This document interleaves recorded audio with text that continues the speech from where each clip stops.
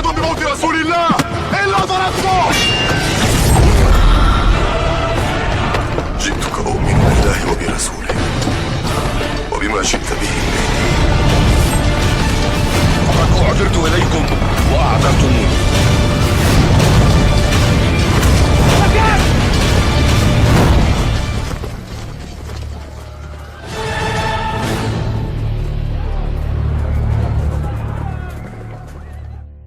Dosa kita, Allah akan menghapus kesalahan kita, dan semoganya kita mendapatkan syafaat dari baginda Rasul sehingga kita bisa masuk ke dalam surganya Allah. Maka oleh karena itu dunia ini merupakan tempat kita untuk berikhtiar agar nanti di padang mahsyar, di hari kiamat, di hari akhirat, Allah akan membebaskan kita dari azabnya.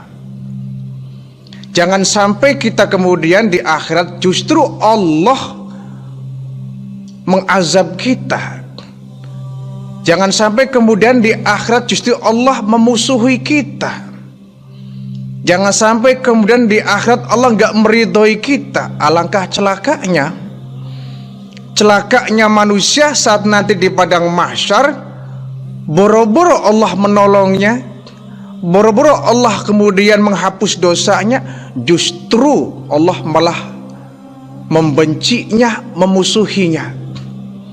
Sebab kalau dalam hadis qudsi ya, di mana baginda Rasulullah sallallahu alaihi wasallam, ini hadis qudsi ya, hadis yang merupakan firman Allah yang tidak tercantum dalam Al-Qur'an, namanya hadis qudsi.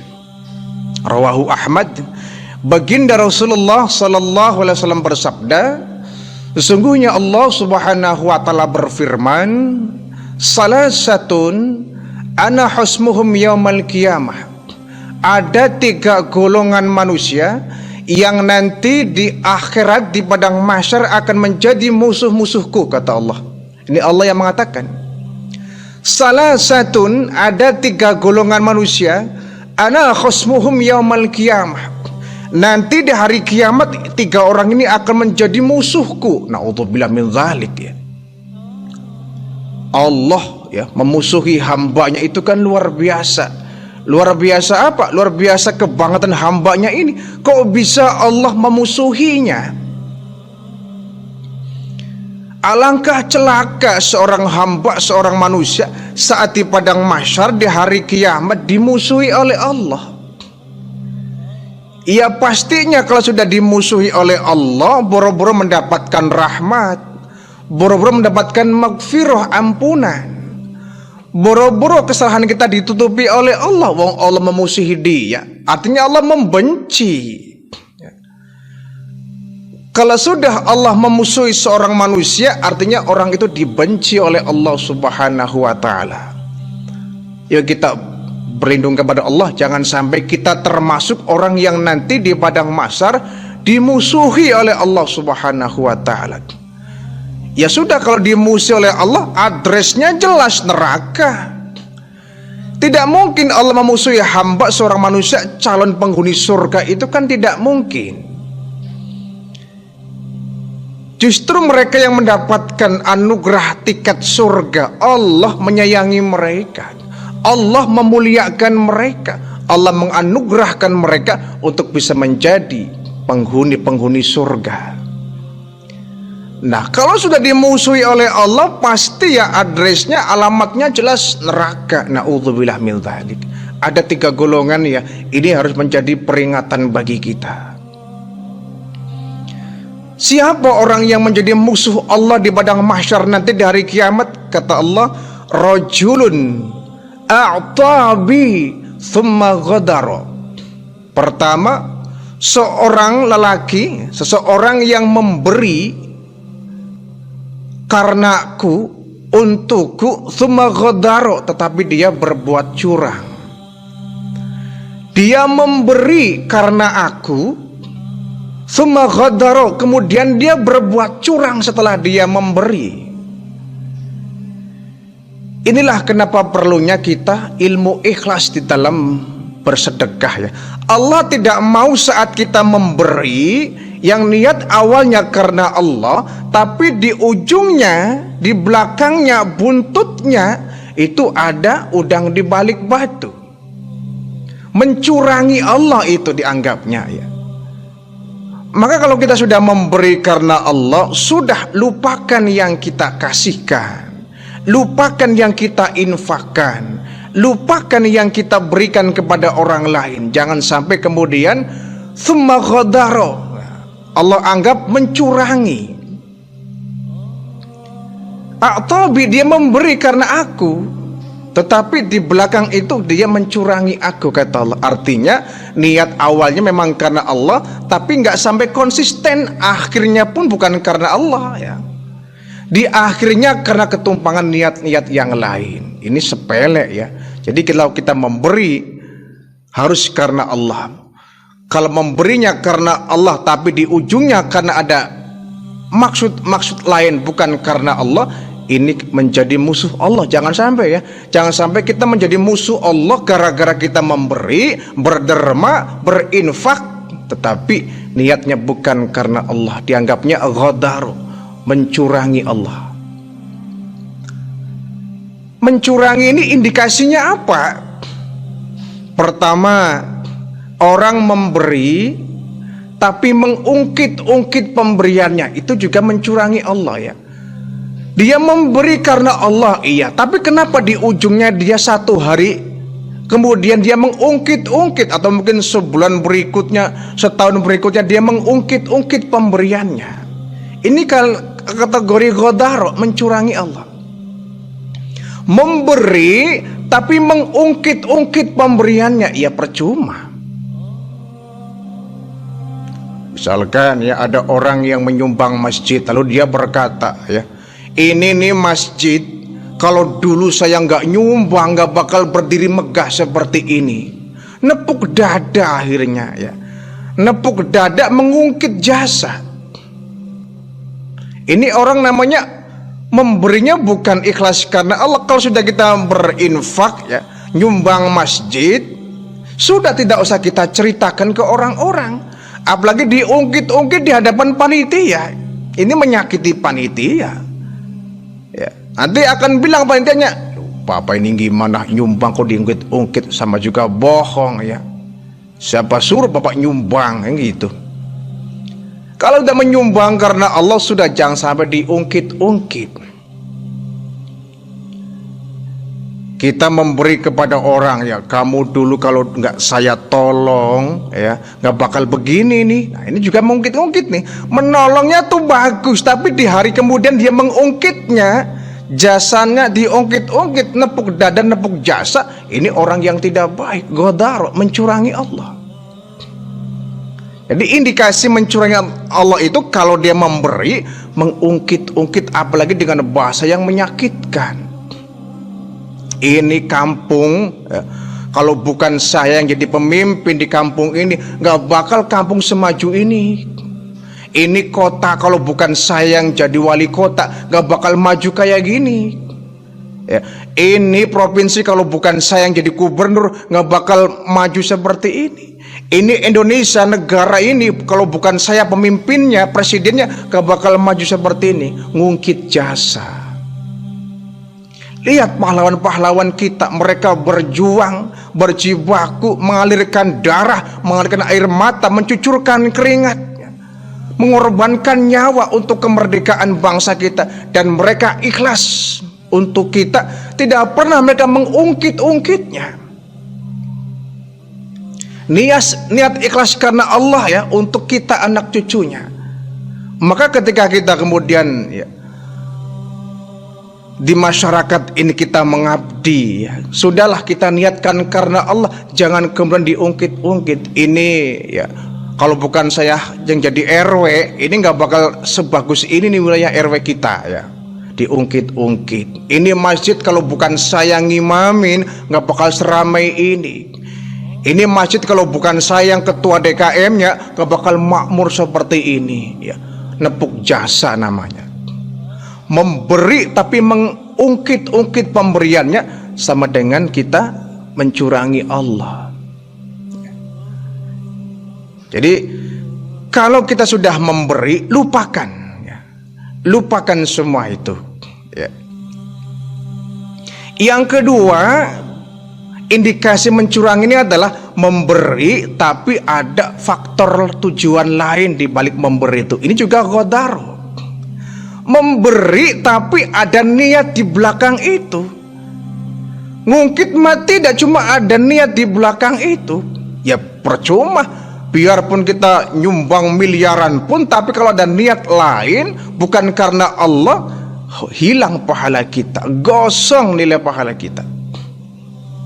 Misalkan ya ada calon kepala daerah, ya masih calon ya, datang ke pesantren, ya, Pak Kiai, ini saya nyumbang pesantren ya 10 miliar, tapi tolong Pak Kiai kan seorang tokoh masyarakat, tokoh agama, tolonglah kerahkan warga di sini untuk memilih saya.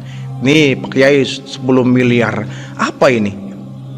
Nyumbang tapi ada permintaan, nyumbang tapi ada permohonan, nyumbang tapi ada semacam timbal balik.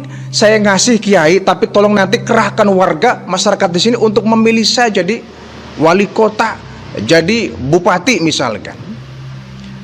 Memberi seperti ini ya percuma, tidak ada manfaatnya. Tsumma ghadara, mencurangi Allah termasuknya. Ya, ini biasanya kalau lagi musim-musim pilkada itu rame ya, rame sumbangan di mana-mana, berlomba-lomba untuk memberi ke masyarakat. Ya. Dan ini membahayakan. Kenapa membahayakan? Orang itu kalau sudah meraih jabatan karena dia mengeluarkan banyak uang, nah ini kalau dia nggak imannya nggak kuat ya, dan kebanyakan memang seperti itu adanya.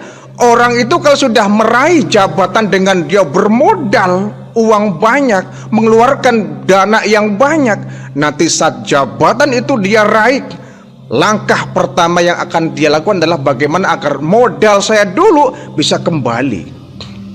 Itu umumnya itu.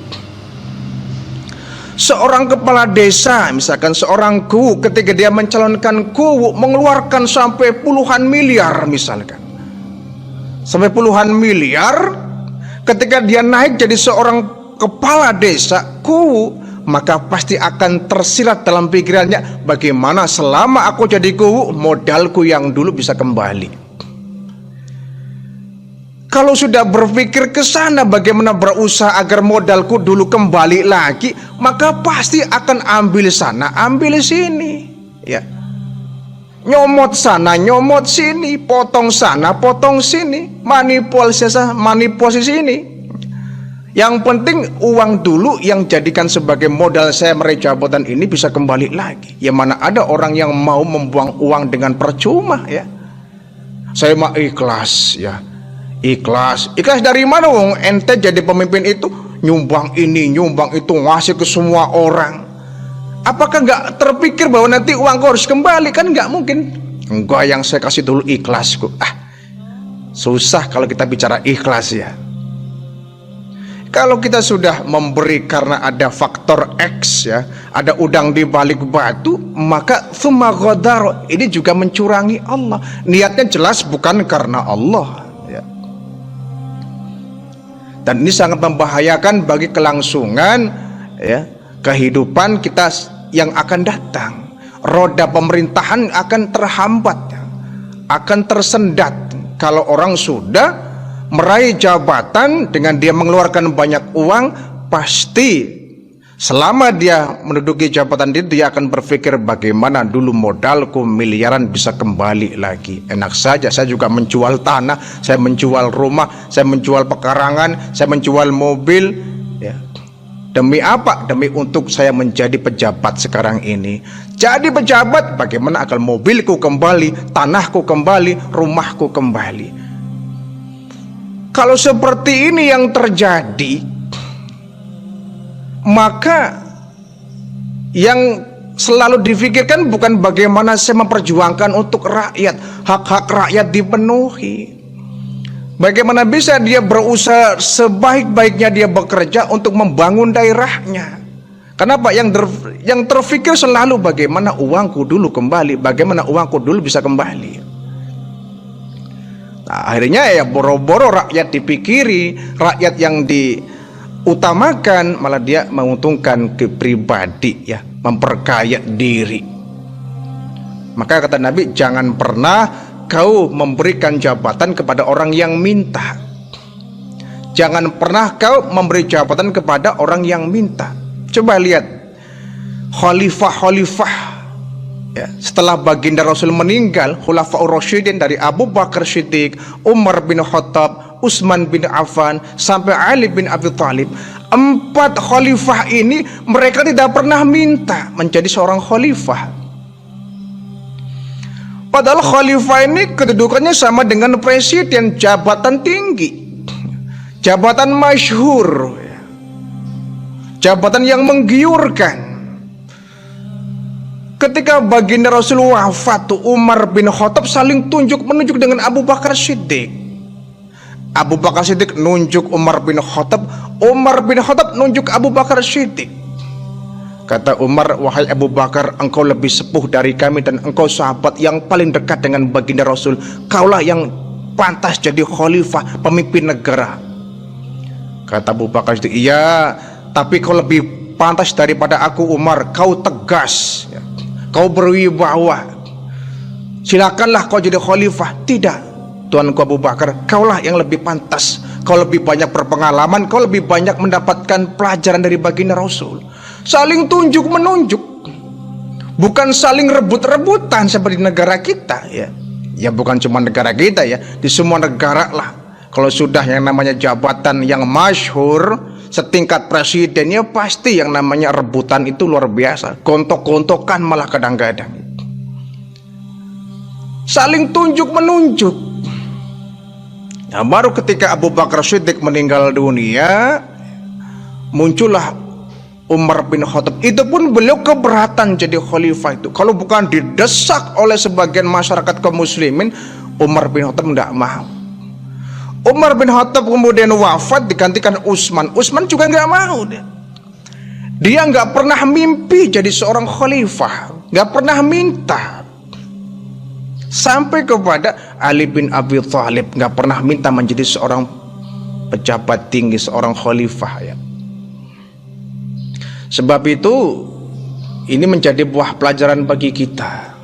Kalau kita sudah memberikan jabatan kepada orang yang minta, berarti ada motif-motif lain di belakang itu. Jadi rajulun a'tabi tsumma ghadar, orang yang memberi karena aku, tapi setelah itu dia mencurangi aku. Mohon maaf ya, mohon maaf kalau kita sudah bicara ikhlas dalam memberi ya. Umpamakan saja misalkan seperti orang buang hajat ya, misalkan ya, mohon maaf ini. Orang itu belajar ilmu ikhlas bisa dilihat ketika dia buang hajat.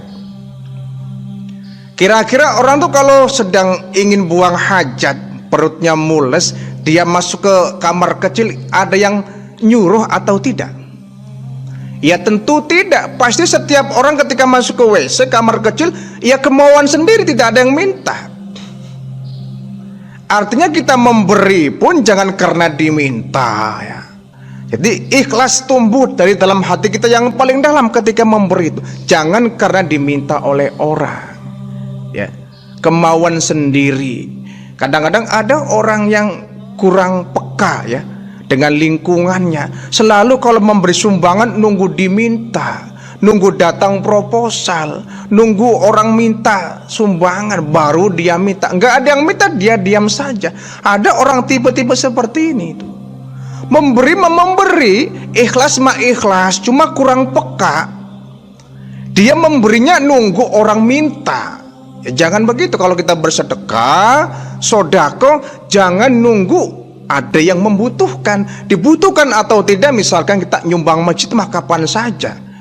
Nanti nyumbang masjidnya kalau masjid ini mau direhab, mau dihancurkan ya, mau direnovasi, nantilah baru saya nyumbang. Kan salah. Biarpun masjid ini berdiri megah misalkan ya, nyumbang mah kapan saja, jangan nunggu masjid ini dibongkar. Jadi saat kita memberi jangan nunggu orang minta. Nah, setelah kita masuk ke kamar kecil umpama ya, masuk ke kamar kecil kita buang hajat, itu kan dianjurkan kita jangan ribut. Ketika ada dalam kamar mandi kita diam. Ya. Kita buang hajat diam, jangan ribut, jangan teriak-teriak, tuh nggak boleh, makruh. Kalau dalam kamar kecil ya, dalam WC kita teriak-teriak boleh. Saat buang hajat ya, diam ya. Artinya apa? Ketika kita memberi kepada orang, diam, gak usah cerita-cerita. Pengumuman, ini saya mau nyumbang untuk pesantren ini. Pengumuman, ini saya mau nyumbang untuk masjid ini. Tidak usah disiarkan begitu. Diam sajalah ya. Cukup kita yang tahu. Bahkan tangan kiri dianjurkan untuk tidak tahu apa yang diberikan oleh tangan kanan ya. Tidak usah ribut. Nyumbangnya nggak seberapa, ributnya sekampung-kampung, akan menjadi cerita yang tidak baik untuk warga sekitar. Nah, ketika di kamar mandi jangan ribut ya, diam. Mohon maaf ya, setelah keluar hajatnya, najis kotoran kita keluar, tidak usah dilihat kan. Sudah biarkan dia keluar, kita siram, hilang, tidak usah dilihat. Ya, tidak usah dilihat. Sama ketika kita mau nyumbang, nggak usah dilihat-lihat uangnya yang bagus, mana yang lecek, mana yang masih bagus. Ini aja dah yang lecek ya. Uangnya di dompet itu masih bagus-bagus, masih licin, masih kaku, masih baru. Masuk ke kotak masjid, cari uang yang lecek, cari uang yang dekil, cari uang yang sudah kusut. Masya Allah. Kenapa tidak itu yang terbagus ya? Uang yang masih baru, eman kalau misalkan dimasuk kotak masjid. Padahal pahalanya bukan untuk panitia, pahalanya bukan untuk pengurus masjid, pahalanya untuk kita yang bersedekah. Jadi janganlah sampai kita memberi kemudian kita pilih-pilih ya. Sama dengan kita kayak nggak ikhlas kalau begitu. Nah, setelah kita buang hajat, sudah kita keluar dari kamar kecil, lupakan. Jangan diingat-ingat ya. Jangan diingat-ingat. Apalagi misalkan ya dikasih kartu nama, kan lucu, ada orang BAB buang air besar ya. Kemudian kotoran dikasih papan apa kartu nama misalkannya. Ini najisnya Bapak anu, menjijikan ya. Kenapa kotoran dikasih kartu nama ya? Pun demikian ketika kita menyumbang, memberi ke orang, tidak usahlah dikasih kartu nama. Kadang ada orang bagi-bagi sembako ya, pakai kantongnya ada nama kitanya, ngapain itu? Kantong berasnya ada nama kita, ada foto kitanya, pilih nomor sekian, sudah. Kalau udah begitu, hangus nilai pahala kita ya. Tidak akan menjadi sebuah amal. Jadi tsumma ghadara, janganlah kita mencurangi Allah ketika kita memberi. Ingin belajar ilmu ikhlas, lihat bagaimana saat kita buang hajat ya, buang air besar, ikhlas karena Allah, hilang berlalu sudah, jangan diingat-ingat. Semakin kita diingat-ingat akan mengurangi pahala kita, apalagi mengungkit-ungkit terhadap orang yang pernah kita beri. Namanya ghadaro, ini bisa menjadi musuh Allah ini ya. Nanti akan menjadi musuh Allah orang yang memberi, rajulun a'tabi tsumma ghadaro, laki-laki yang suka memberi tapi dia mencurangi Allah. Satu.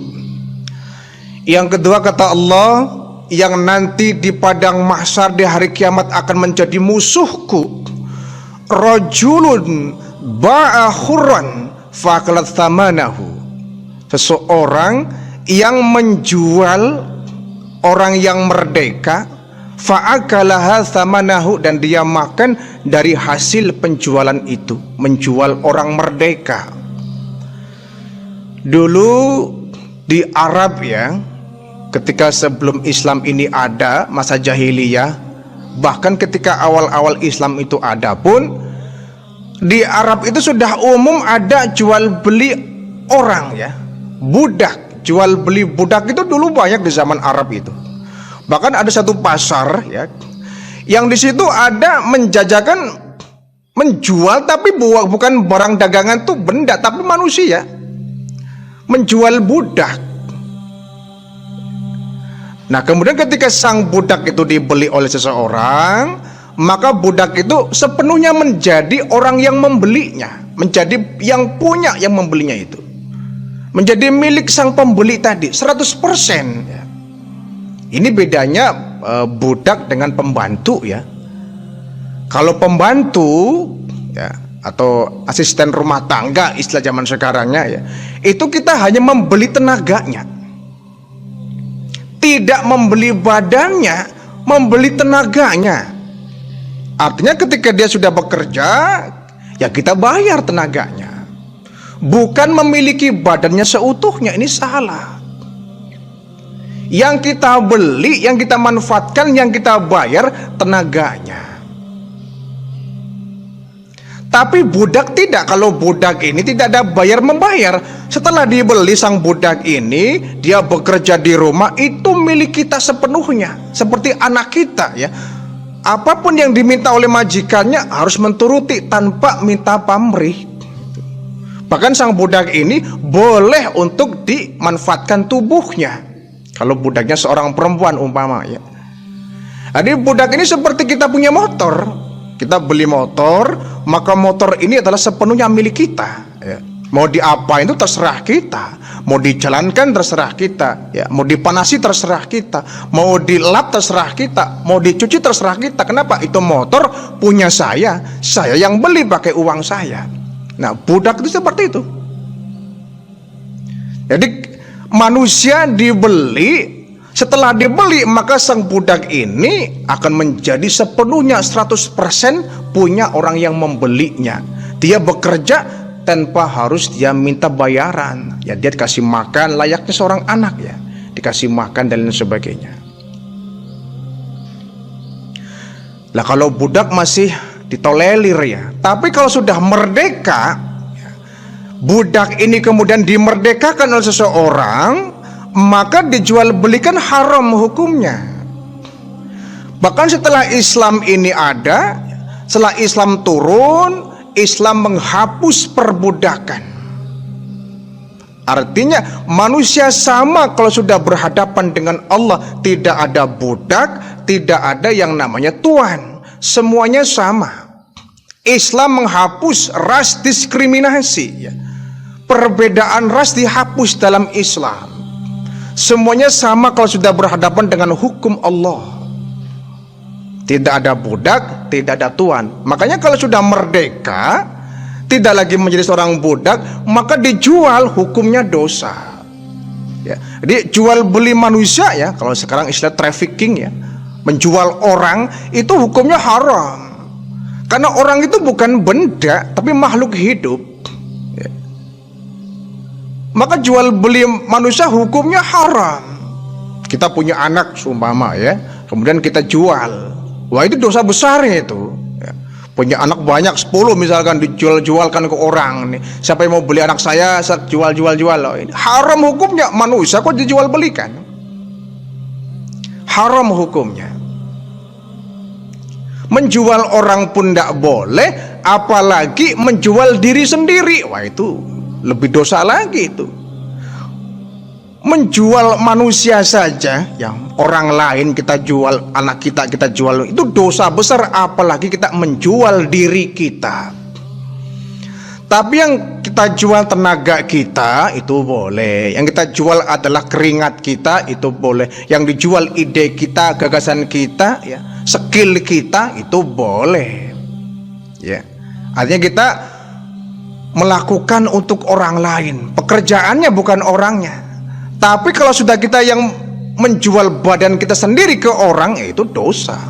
Mohon maaf ya para kupu-kupu malam ya, para hostess ya, atau PSK, pekerja seks komersil ya. Ini kan dia menjual badan. Orang lain menikmati tubuh dia, kemudian ditarif, dibayar 1 jam sekian ribu, 1 jam sekian juta. Ya, sok siapa yang mau menikmati tubuh saya silakan. Tapi tarifnya sekian. Itu kan menjual diri sendiri. Lain ketika kita misalkan menjadi seorang bintang sinetron ya, yang kita jual tuh bukan badan kita tapi kemampuan kita berakting. Yang dibayar oleh sang produser itu kan bukan badan kita tapi kemampuan akting kita. Itu baru boleh. Tapi kalau yang dijual badan kita, dinikmati oleh orang lain, ditarif sekian juta per jam, itu namanya menjual diri sendiri, dosa hukumnya. Ya, menjual badan kita, anggota tubuh kita ada yang jual, itu dosa. Rambut kita dipotong kemudian dijual, itu dosa. Ya. Lalu bagaimana kalau donor darah? Nah ini, mendonor darah itu bukan menjual darah ya, tapi kita sumbangkan darah kita. Itu malah perbuatan mulia. Ada orang membutuhkan darah, kita sumbangkan darah kita ya, didonorkan untuk orang membutuhkan, itu perbuatan mulia. Tapi kalau kemudian dijual belikan darah kita, itu yang haram. Jadi diberi mah perbuatan mulia, tapi kalau dijual jadi perbuatan laknat tuh, menjual darah. Jadi kalau kita mendonorkan darah ya untuk orang lain, sudah jangan ada niat nanti ada semacam perjanjian, saya akan mendonorkan darah ke kamu, tapi nanti kamu bayar. Nah, ini kenapa jual beli darah? Ini yang dosa. Mendonorkan ginjal misalkan ya, ada orang yang butuh ginjal ya, pas misalkan ginjalnya sama dengan kita, cocok dengan ginjal yang ada di sebelah kanan kiri kita misalkan, diambillah satu di antaranya, didermakan ke orang, didonorkan ke orang ginjal kita. Itu perbuatan mulia, meringankan beban orang. Tapi kalau kemudian ditarif, diminta bayaran, sama dengan menjual anggota badan kita, itu yang dosa. Ketika habis mendonor darah umpamanya ya, kita jangan kemudian minta bayaran. Kalau oleh panitia donor darah kita dikasih kue, dikasih bubur kacang misalkan, kasih susu, itu anggaplah sebuah hadiah, bukan menukar darah kita. Dan sebaiknya sudahlah kita pulang, nggak usah bawa apa-apa. Jangan kemudian habis didonor, mana susunya ya, mana hadiahnya, mana rotinya. Wah, namanya juga ini, jangan-jangan kita malah seakan-akan menukar darah kita dengan apa yang diberikan kepada kita. Udah niatkan kita mendonor darah, ikhlas karena Allah untuk membantu orang. Wah, ini perbuatan yang sangat mulia. Kenapa? Hubungannya dengan nyawa seseorang. Tapi kalau sudah ditarif, dijual, perbuatan dosa yang seperti ini ya. Lalu bagaimana Pak dengan orang menikah dengan adanya mahar? Apakah mahar ini merupakan tukar menukar istri? Ya tentu bukan ya. Jangan salah paham. Mahar ketika ada pernikahan itu bukan untuk menukar sang istri kita dengan mahar yang kita berikan. Mahar itu merupakan hadiah dari kita untuk calon istri kita. Bukan kamu saya nikahi ya, saya tukar dengan mahar ini. Mahar bukan untuk menukar dia. Kita menikahi dia ikhlas ya, niat karena Allah. Adapun mahar ini merupakan hadiah dari seorang suami untuk sang istri kita. Nah, maka mahar ini nanti akan menjadi milik sepenuhnya sang istri. Emas misalkan, kita maharnya emas 20 gram umpama. Nanti emas itu bukan milik kita tapi milik istri. Kalau nanti kemudian dipinjam oleh sang suami, dijual untuk keperluan suami, itu boleh ya. Misalkan setelah nikah sang suami ini butuh dana ya, kemudian dia bilang ke istrinya, "Dek, ini emasnya mahar yang dulu saya kasih dijual ya, saya perlu ini, saya pinjam." Itu boleh, tapi harus sepengetahuan istri, seizin istri. Kalau istri tidak boleh, nggak mengizinkan, kita nggak boleh maksa. Itu bukan milik kita, itu sudah milik istri kita. Kalau kemudian emas mahar itu dijual, dimakan bersama-sama, ya itu boleh, dengan syarat tadi seizin istri, karena itu sudah milik istri. Dan ingat, mahar itu bukan syarat pernikahan, bukan syarat pernikahan. Mahar hanya sebagai hadiah dari seorang suami untuk sang istri, bukan untuk menukar sang istri. Kalau menukar alangkah hinanya. Misalkan kita maharnya hanya uang, misalkan 1 juta. Apakah harga istri kita sama 1 juta? Nanti timbulnya malah menghargai istri dengan mahar itu. Bukan. Itu bukan untuk menjual, menukar istri kita dengan mahar. Mahar hanya hadiah dari suami untuk sang istri. Jadi menjual orang yang merdeka itu menjadi dosa besar dan nanti akan menjadi musuh Allah ya. Di beberapa negara sedang marak ya, terutama negara-negara yang mohon maaf yang minus ya, di bawah garis kekurangan itu jual menjual orang sudah biasa ya. Punya anak dijual, punya istri dijual, subhanallah ya. Bahkan dirinya sendiri pun dijual untuk orang lain. Ya kalau dijual tenaganya nggak apa-apa, dijual skillnya tidak apa-apa, dijual kemampuannya bekerja itu tidak apa-apa. Tapi kalau yang dijual adalah badannya, itu yang dosa. Itu akan menjadi musuh Allah. Baik ya, itu yang kedua. Yang terakhir kata Allah, yang nanti di hari kiamat akan menjadi musuhku, rajulun istajara ajiran, orang yang mempekerjakan seseorang untuk bekerja, fastawfa minhu, setelah dia bekerja, lam yafihi ajrohu, dia nggak dibayar, nggak segera dibayar tenaganya. Jadi orang yang mempekerjakan seseorang untuk bekerja, setelah pekerjaan itu selesai dikerjakan, tidak langsung dibayar. Ini sudah perbuatan yang dosa ini. Nabi memperingatkan, bayarlah para pekerjamu sebelum keringatnya kering, kan begitu kata Nabi. Bayarlah para karyawanmu yang bekerja untukmu sebelum keringatnya kering. Sudah menjadi perbuatan dosa kalau kita mempekerjakan seseorang, setelah pekerjaan itu selesai kemudian ditunda-tunda bayarnya. Ini dosa, kecuali memang misalkan ada alasan-alasan yang dibenarkan. Contoh ya, kita habis menyuruh orang ya, mempercayakan orang, setelah bekerja selesai tiba-tiba kita kena musibah, uang kita habis-habisan untuk ya berobat misalkan, sehingga kita menunda pembayaran, nah itu boleh. Tapi kalau uang yang kita kasih untuk karyawan kita sudah ada, udah disiapkan tapi nggak segera dibayarkan, ini yang kebangetan. Ada orang yang gak peka seperti itu ya.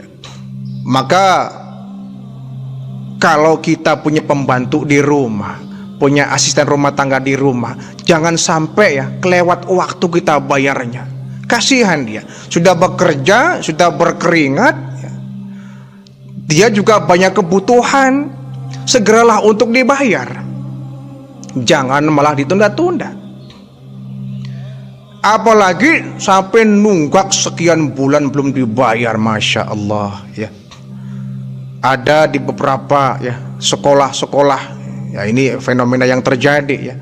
Guru-guru honorer misalkan dia sudah bekerja, sudah berkeringat, sudah mengabdi, sudah mengajar tiap hari, kowar-kowar mulutnya capek, tapi kadang-kadang dibayarnya 3 bulan sekali. Subhanallah, ini dosa besar ini ya. Dosa besar. Mereka dianggapnya robot ya. Mereka sudah bekerja dengan baik, mengajar siswa ya, sudah mengajarkan ilmu, tiap hari berangkat, pulang hari dia capek, keringat bercucuran, mulutnya capek. Ngajar kan mulutnya capek ya. Tapi dibayarnya nggak setiap bulan, nunggu ketika dana dari pemerintah turun 3 bulan sekali. Subhanallah. Disangkanya mereka makan tiap hari, makan kertas, makan sampah, makan daun pisang. Mereka butuh uang, butuh makan, semuanya butuh duit kan. Semuanya sekarang sudah pakai uang kok. Semua sudah diuangkan. Mikirlah ya, ini para kepala sekolah ya, Jangan sampai Anda menjadi orang yang zolim. Jangan sampai Anda menjadi musuh Allah di akhirat nanti gara-gara Anda suka menunda-nunda pembayaran karyawan Anda. Guru-guru yang mungkin belum ASN ya, masih honorer, dibayarnya seenaknya itu. 3 bulan sekali, 2 bulan sekali, subhanallah. Dosa besar itu. Uangnya nggak ada Pak Ustadz. Ya pakai uang apa dulu lah. Uang apa dulu lah. Jangan kemudian ada bahasa, siapa suruh ente jadi guru honor di sini. Ini juga ucapan zolim lagi nih. Ucapan zolim lagi ini. Suruh siapa ente ngelamar kerja di sini? Ya harus ikuti aturan yang di sini. Ini orang zolim lagi, musuh Allah ini. Jangan sampai kita ya mempekerjakan karyawan kita, sudah tibanya waktu mereka dibayar, kita menunda-nunda. Bahkan kata Nabi, kalau kau mempekerjakan seseorang, bayarlah karyawanmu sebelum keringatnya kering. Artinya tidak apa-apa kita memberi bayaran itu sebelum pekerjaannya selesai, itu lebih bagus untuk memberi dia semangat ya. Selagi keringatnya belum kering, bayarlah. Artinya di sini bahwa ketika pekerjaan itu selesai, segera untuk dibayar, penuhi hak karyawan itu. Janganlah kemudian kita nunda-nunda, nanti aja lah, tenang aja, pasti juga dibayar kok. Iya, bukan pasti dibayar, tapi waktunya tuh pekerjaan selesai wajib dipenuhi pembayarannya. Ya, para manajer perusahaan hati-hati ya, jangan sampai Anda menjadi musuh Allah di padang mahsyar nanti. Jangan sampai Anda suka menunda-nunda pembayaran karyawan Anda. Mereka punya keluarga, mereka punya anak istri yang tiap hari harus dinafkahi. Jangan sampai menunda-nunda dengan berbagai macam alibi dan alasan ya. Kira-kira selesai, pekerjaan itu selesai, iya kerjakan. Tergantung perjanjiannya mau dibayar tiap apa misalkan. Kalau dibayar tiap hari, maka selesai dia bekerja, sore harinya dia pulang, segera kita sebelum pulang kasih bayaran ke mereka. Kita punya sawah misalkan ya, kita punya sawah, kita mengkulikan orang untuk mencakul sawah kita ya. Sebelum mereka keringatnya kering, sebelum mereka pulang, segera mereka kita kasih bayar. Atau lebih bagus lagi, kita kasih bayar awal biar mereka bekerja semangat.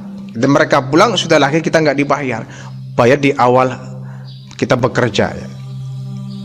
Ya tergantung, kalau dibayar mingguan ya segera di akhir pekan, akhir minggu kita bayar. Kalau perjanjiannya setiap bulan sekali, ya setiap bulan sekali kita bayar. Jangan sampai melebihi perjanjian ya, perjanjiannya dibayar tiap hari tapi dibayar seminggu sekali atau 3 hari sekali. Ini juga zalim ya, melebihi ketentuan yang sudah diperjanjikan. Perjanjian awal seperti apa? Kalau dibayar per hari, ya per hari, jangan nunggu setiap 3 hari sekali. Kalau dibayar tiap minggu, ya tiap minggu dibayar. Jangan sampai lebih dari 1 minggu baru dibayar. Dosa itu ya, tadi kecuali kalau ada alasan-alasan yang dibenarkan, sedang ada musibah misalkan ya, kemudian kita banyak mengeluarkan uang untuk berobat misalkan di rumah sakit ya, kita minta pengertian. Tapi kita minta pengertian kepada karyawan kita, mohon maaf ya, minta pengertiannya sedang ada musibah ya.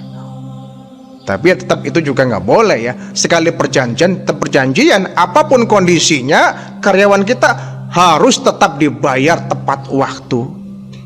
Tidak kemudian ada alasan bagi kita. Kalau tidak, maka akan menjadi musuh Allah nanti di padang mahsyar. Na'udzubillah min dzalik.